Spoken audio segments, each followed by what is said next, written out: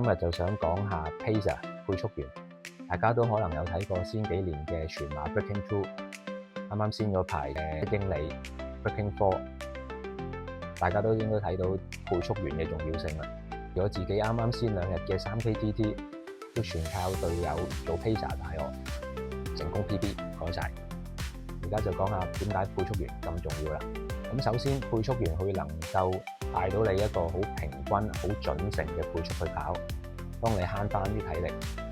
尤其是起步階段啊，好多時都會衝過龍，咁佢幫你撳翻住個速度。中段咧就會平均帶翻你個速度，而接近尾段啦，你嘅體力留翻得咁上下咧，佢就幫你帶翻起個人。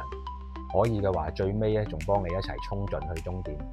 而心理方面咧，會大大減輕你嘅負擔，令你唔會諗咁多衰嘢，集中自己個呼吸，望住佢背脊，一路跟咁就得噶啦。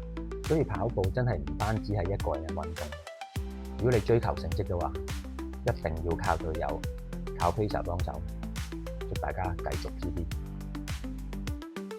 你都嚟分享下俾 Pacer 或者隊友帶嘅經歷啦〜